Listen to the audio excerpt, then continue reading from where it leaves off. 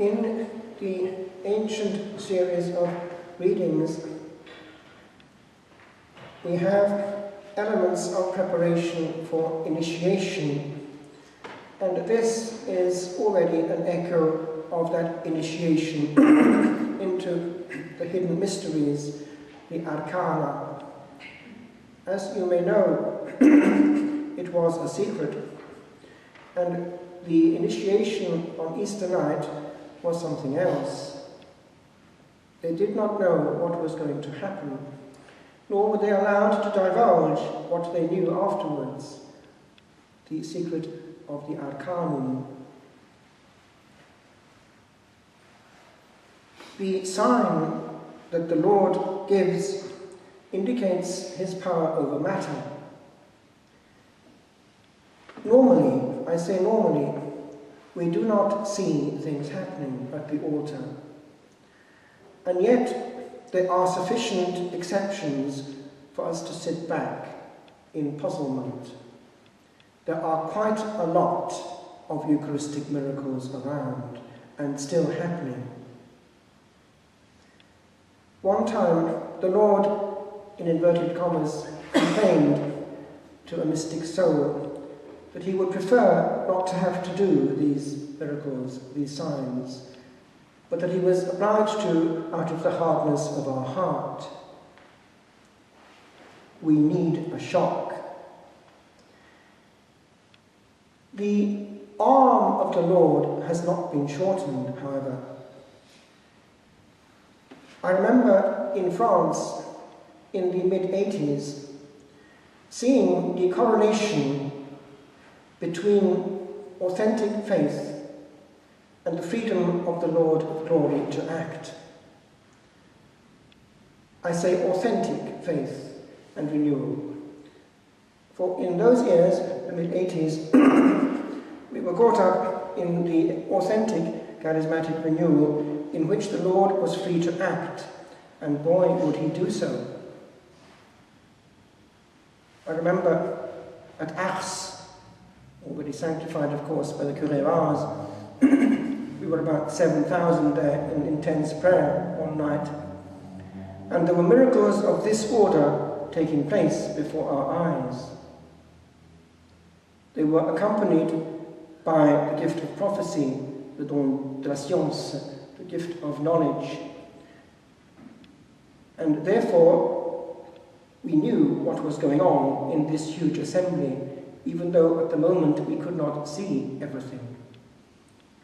E.g., we were in intense prayer, and somebody with that gift came out with this over the microphone. There is somebody here right now whose leg is shorter than the other leg, and right now the Lord is healing that.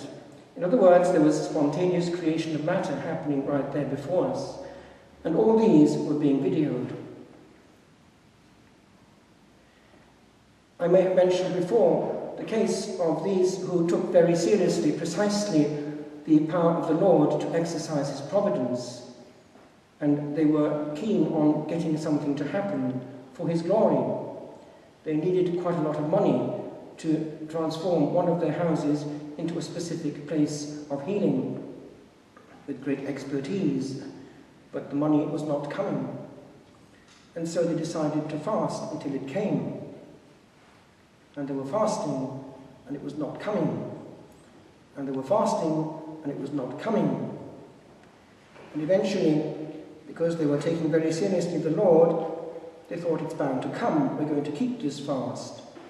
And eventually the doorbell rang, but it wasn't what they thought it was going to be. It was somebody bringing in a huge basket of fruit, but they were fasting, and so they didn't touch it. It went calmly into the kitchen, and they were spiritually cheesed off by this stage. It was not happening. And the superior came down on them like a ton of bricks, because they should not be putting the Lord to the test.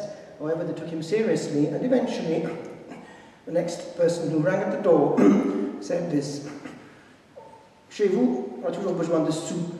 Seigneur m'a mis cela sur le cœur de vous donner cette enveloppe. You there are always short of cash. The Lord put it on my heart to give you this envelope. And with great courtesy, without over exaltation, they took it calmly into the kitchen as though nothing had happened and opened it with fear and trembling. It was the exact sum, and a big one, needed for what they wanted. God is real, and he takes very seriously those who take him seriously. I would just like to pause for a minute before I finish on one issue. If the Lord is real, we have access to him. And as in this gospel, the Lord had intimacy with his disciples in a quiet place, so too, if we are exposed to his presence and power, two things happen.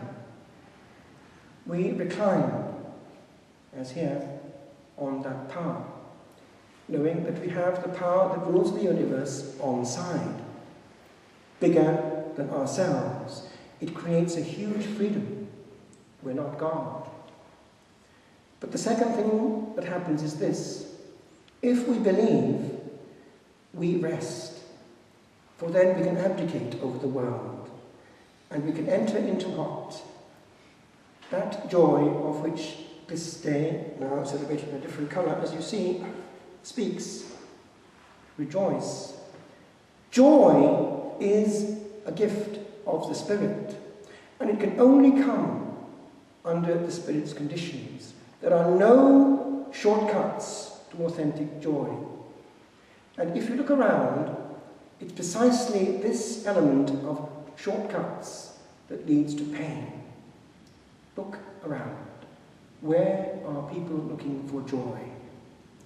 I would just leave you with one hint and clue, which perhaps could help you for the rest of your life.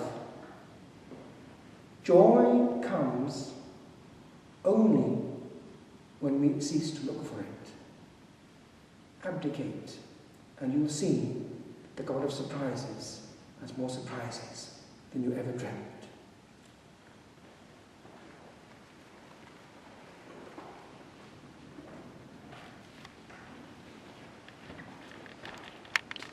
Pray,